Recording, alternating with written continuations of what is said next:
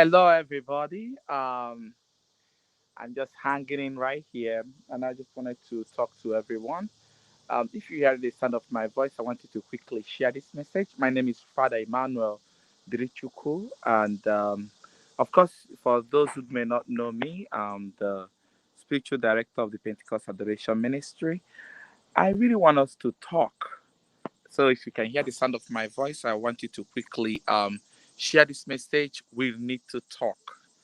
So, I want to talk about so many things, but specifically, want to talk about the area that matters most today. So, if you're hearing the sound of my voice, I want you to quickly share this video. Wow. Amen and amen. So, if you're hearing my voice, when I want to, there are different things. Throughout this week, I have had different consultations. I have had some pastoral counseling with some people. I've met some persons one on one. I have had both whether online and other places. Um, it gives me the joy to know that it gives me the joy to know that a whole lot of us are winning in our struggle. It gives me a whole lot of joy to know that so many of us are actually, we're succeeding in the battle, in our struggles, and in our journey of life. So I want to thank God who has made it possible that you are winning, that you are winning, and that you are a winner. So many families are today, getting to the threshold of, where they need to be. And so many of them are now getting to that point where they are about to cross over, from negativity to positivity.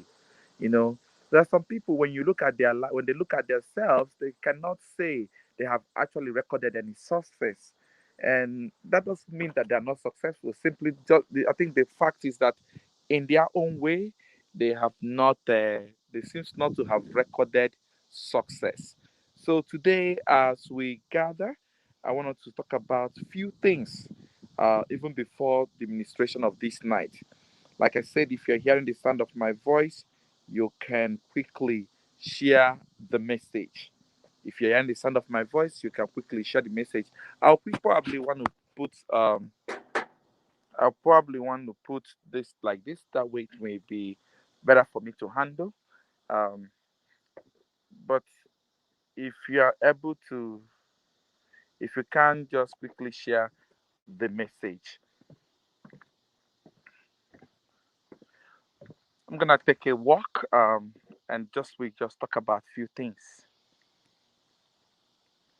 When we look at life in itself and we look at certain things that goes on in life, we will have no other option than to see that no matter how bad life becomes, that we will always and that we will always succeed.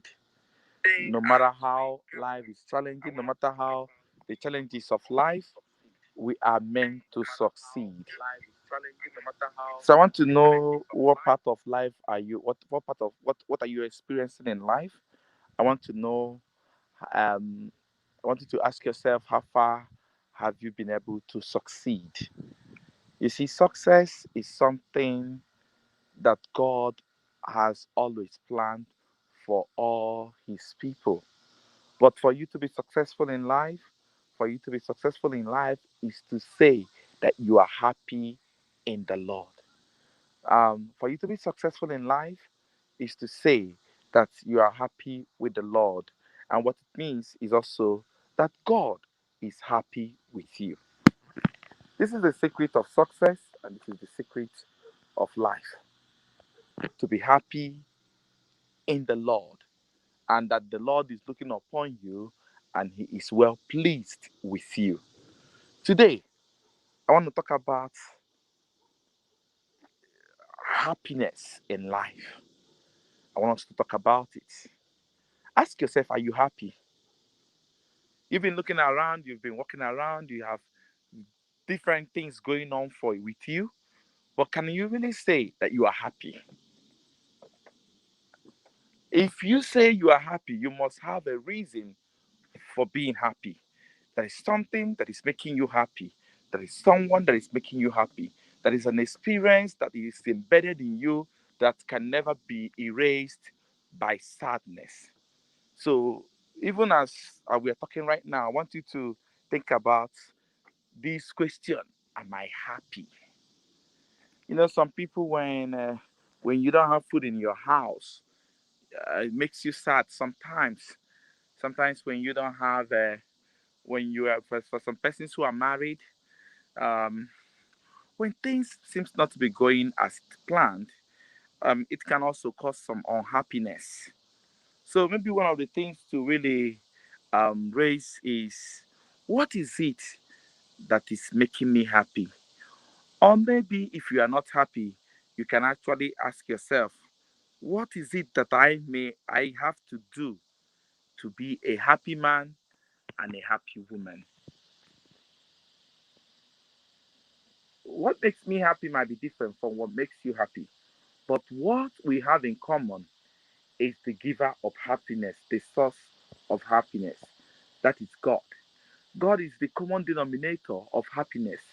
In fact, He is the father of happiness, the chief priest of happiness. Without Him, there is no happiness. There are things that looks like it is happiness. There are things that appears to be happiness, but they have never been happiness. They can't be happiness, and they cannot bring happiness.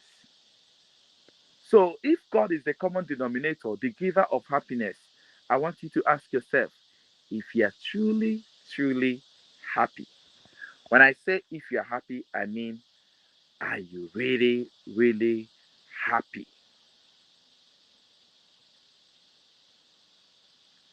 Are you really, really happy?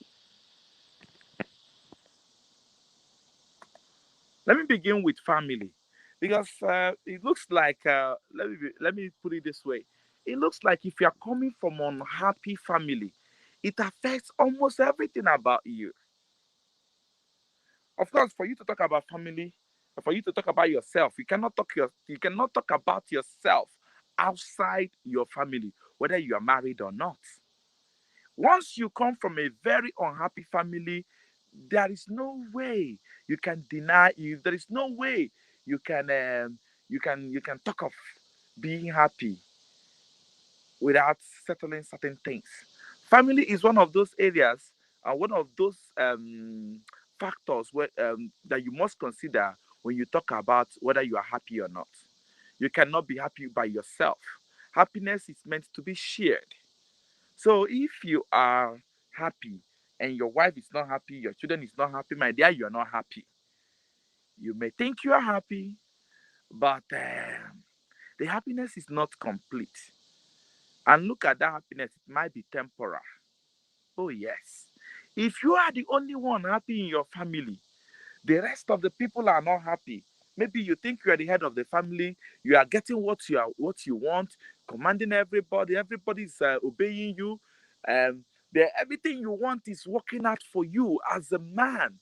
But your wife is not happy, your children are not happy. My dear, you are having what we call a temporal happiness. My dear, the reason is this: at a particular point in your life, your name will be sorrows. Your name will be sorrows because you cannot exist on your own, especially if we will remain happy, if we remain a family. There is no one person who can be happy on themselves alone and with nobody, especially if you are living a communal life and if your life touches every other person's life. I don't care whatever you call happiness. If it is not a happiness that is shared in a very proper proportion, then you are not happy. You are just a sad man. You are a sad woman. How can daddy be happy, but mommy is not happy? The children are not happy. The housemaid is not happy. Landlord is not happy, except daddy. What kind of happiness is that? So I want you to really reflect on really are you really happy when you say you're the only one happy? What is making you happy that is making, because whatever that is making you happy might actually cause sadness to the rest of the people. Otherwise, why are they not happy with you? If you are the only happy person there and no other person is happy, you better re-examine, why is it I'm the only one happy and the rest of us aren't? You need to re-examine that, because that happiness might be causing sadness to others. If you're just hearing the sound of my voice, I want you to continue to share this video.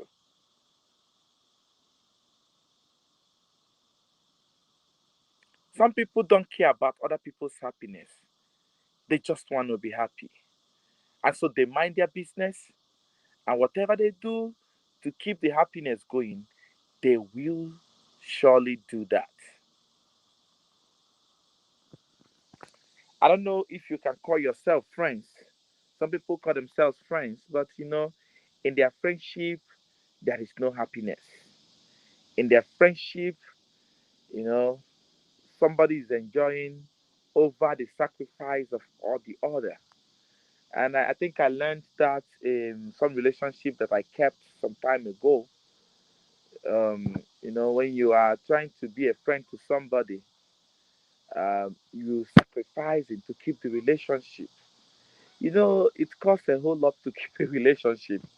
It costs a whole lot, to keep things moving without breaking anything. Sometimes maybe sometimes if you see things that will break you, you just ignore it. You just not talk about it. You keep on taking the pain and the bullet, and the other person feels like, well, we are so happy, everything is fine. You don't challenge the person, you don't confront issues, you don't say anything negative. You just, oh, okay, it just sounds like you, everything is fine. But one person is actually suffering it. One person is actually carrying the burden of the whole group. Maybe one person is the reason why this whole relationship, this whole union is still existing. This is one of the reasons why I really want you to talk about this life. What is it that making you happy? You say, I remember I was one of the people that I was talking to this week when we were going through the consultation, the one-on-one consultation. I was talking to one of the persons, and what we talked about, when I said, "Are you happy? Is your family happy?" He said, "Yes, we are happy. We've never had any problem. We are happy. In fact, this year has been so blissful. Since this year, I have been living very well with my wife, Chineke." He was so happy, expressing how happy he is that he and the wife are living peacefully. But there is one thing this man did not understand, and he didn't know that. He didn't know that the wife has been living in pain and penury. He didn't know that the wife has been complaining and is about to quit the marriage. And that was the reason for that consultation. The woman has said she has had enough. But this man feels that everything is working out well, and that he's on top of the world, and there is no challenges in his marriage in terms of the gravity of how the woman feels. Well, when I break the news to him that the wife is not happy in the marriage, and the wife has decided to take certain measures, the man said it's not possible. And then he made a very clear statement by saying, even if there were problems or over the years, since this year, from January to this year, from January to this August, that there has never been any problem. Everything has been so well. I think at that point, that brought about the real conversation.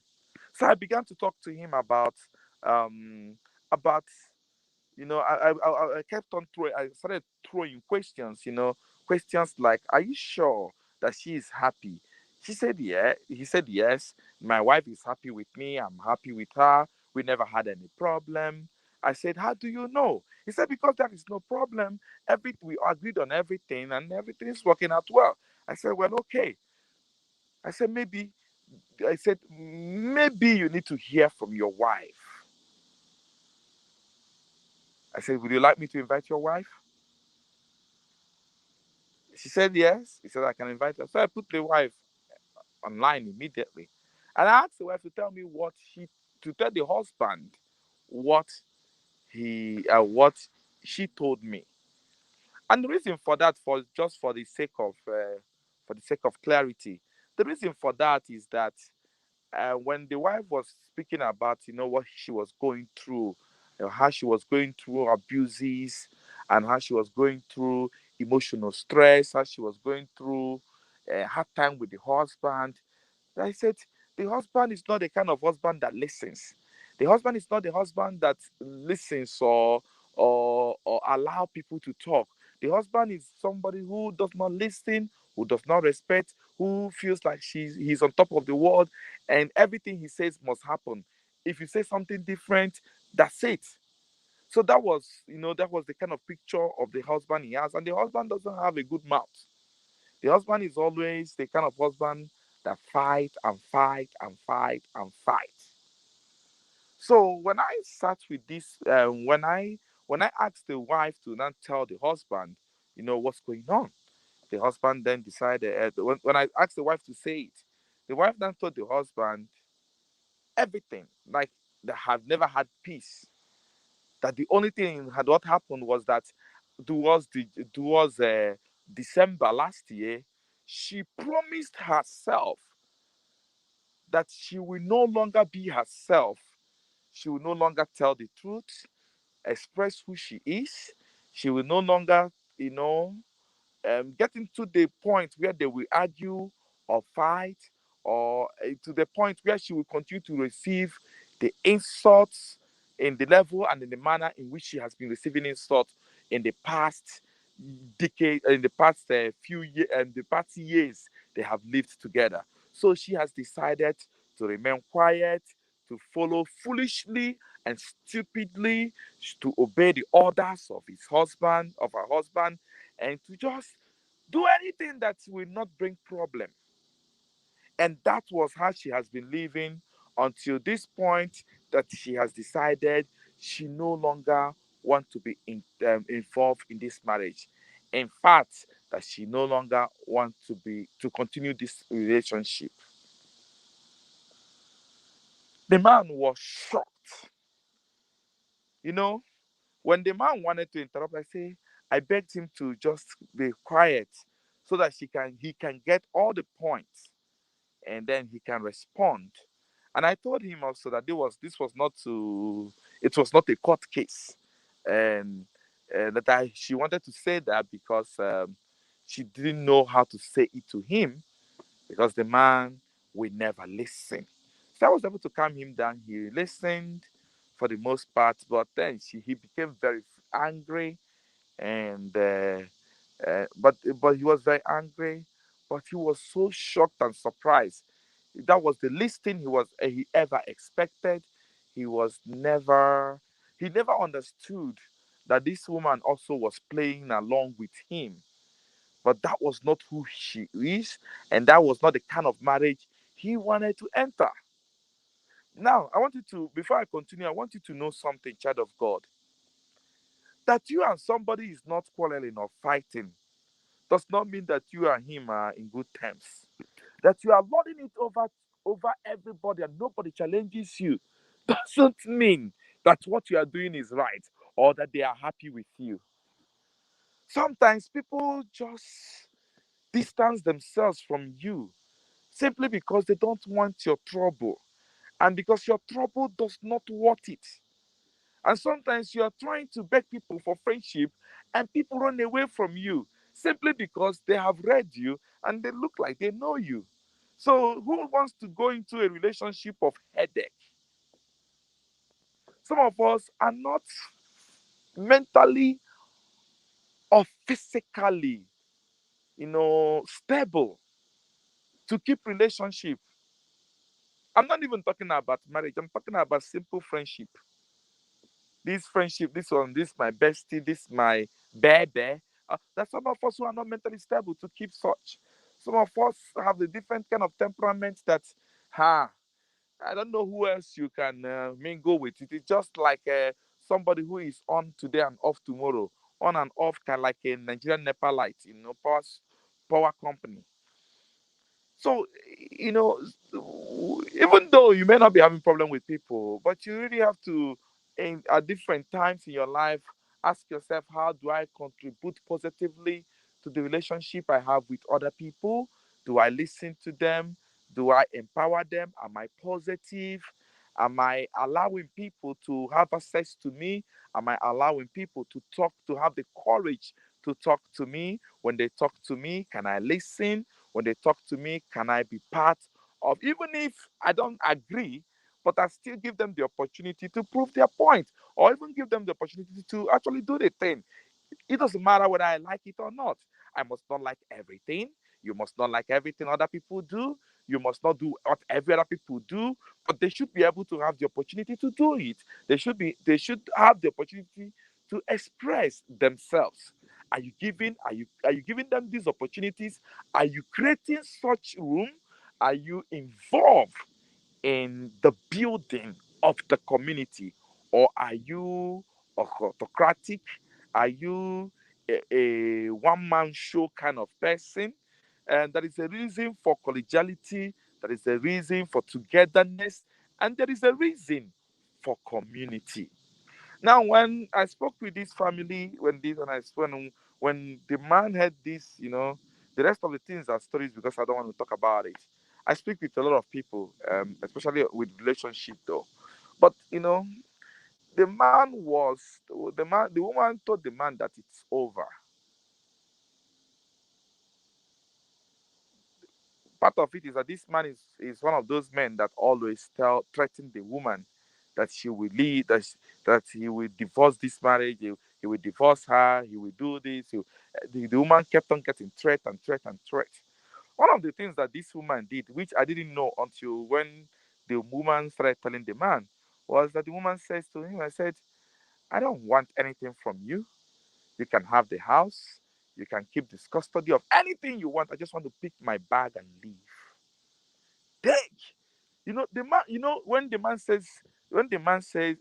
woman told the man that he was no longer interested, the next thing the man, I remember the next thing the man said was, I will make sure you will collect no pin from that house. I will frustrate you.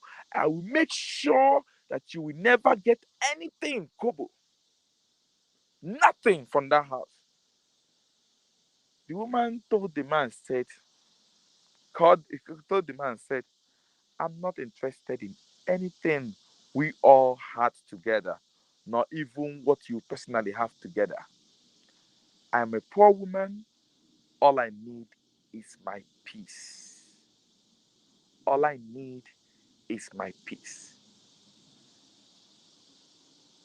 I don't want anything. I will not sue you for anything.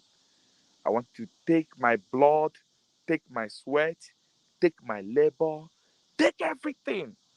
Just let me be. The man was tired. He was speechless. The moment the woman said that, the man could not believe it. When I looked at the man could not raise his voice anymore. Remember, even before me, he had threatened the woman, trust Africans. But why am I saying this? Well, when the man figured out that this is not like the normal threat, he decided towards the end of the conversation, he decided to calm down, to start finding a way to negotiate. But the point was that the woman has made up his mind. I remember when the first time I tried to talk to the man even did not even appreciate the fact that I was trying to talk to him. He was just so, I don't know what to call it, for the benefit, for lack of words. I would just say the man was a very difficult man to talk to. But when the woman decided that she was gonna leave everything for the man, That even if he wants the custody of the children, he can also take. That she was prepared to pay the man child support if it's necessary, so that she can have her peace. That she will not visit, she will not do anything. He can take everything. And because he knows the woman too, once the woman says you she will do this, she will do that. The man was no longer happy. My brothers and sisters, when there was nothing else to fight, the man became very weak. I want to leave you with this. Life life is funny. Life is a mystery. Sometimes when we think that we're on top, look up. You will see that you are below something. People are on top of you and you're on top of people. You are on top of situations and situations are on top of you. There is no way you can say you are at so much top that you can never fall. Sometimes those who are under you are the ones actually holding you. That's one funny thing about people who feel like they're on top. That's why sometimes when we feel like we are too happy and that we are the master of our happiness, many a times we don't know that there are people who are actually making us happy. There are people who are committing to making us happy, and sometimes we think we are so much okay. Look and check yourself again. Are you really happy? What is your happiness? Who is making you happy? Who is contributing to your happiness? It is very important. It is very important. Who is contributing to your happiness? Who is contributing to your happiness? Nobody is an island. Nobody is an island. So don't just come up as if you are the master of yourself. The moment everybody leave everything for you, you can never exist in this world. So don't fool yourself. Happiness is shared. Until everybody is happy, you are not going to be happy. Until your family is happy, you can never be a happy man. Until your family is happy, you can never be a happy woman. If you like, go outside and make others happy. If you come home and you are not happy, you don't have a happy home, my dear, you are a frustrated human being. People need to know that. If you like, have a side chick. A side chick cannot be your family. A side chick is a side dish. It can never be a main dish. This kind of dish you'll be eating and be hiding. That one, is it food? Eh? Every happiness that cannot be shared is not happiness. Think about it as a community. When the community is happy, then you are happy. Think about it like a politician. As a politician, if if you as the president or as the governor with all your ministers and commissioners are happy, but the entire masses are not happy, the rest of the states or the rest of the country are not happy, my dear, you are not a happy president. You are a failed president. You're a failed governor. You're a failed senator. If the body is not happy, the head can never be happy. Please, let's not take the reverse as a norm. You may have all the money, you may have all the connections, you may have all the power, but you will still not be a happy person. Happiness comes with sacrifice. It is okay to disagree. People think that you shouldn't disagree on things. My brothers and sisters, it is okay to disagree. It is okay to disagree. I repeat, it is okay to disagree. It is okay to disagree. It is okay, even it is okay for both of you to be independent and still work together. Your wife doesn't need to be under you. Your husband does not need to be under you. Both of you can work as mates. Both of you can work as friends. That is why in marriage, I think the best way to look at your each other is to look at each other as best friends.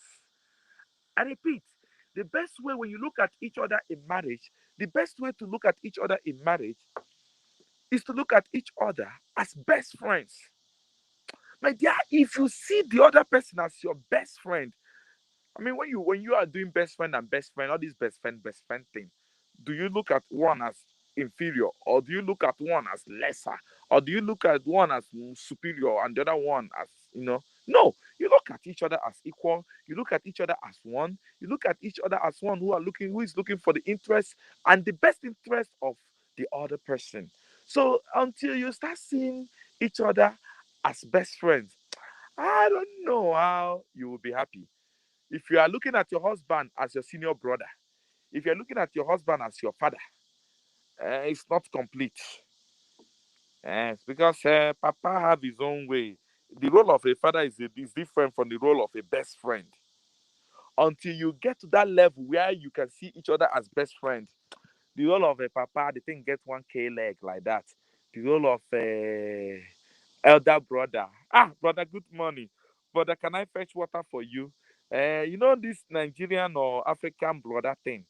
uh Maybe if you're looking at your husband as a boss, if your husband is acting like a boss, my dear, you can never be your best friend, and the approach will always be different. So it's very important to really know, are you best friend? Because if you are best friends, the happiness will be the approach to happiness will be different. I want you to share this. I want you to find happiness. Let your happiness not be selfish, because love is not selfish. And to be happy is to be able to love and to be loved. Okay? To be happy is to be loved and to love. So don't deceive yourself by saying that. Don't deceive yourself by the fact of of thinking because you're on the top you'll be the happiest person. It does not count, and it does not make sense.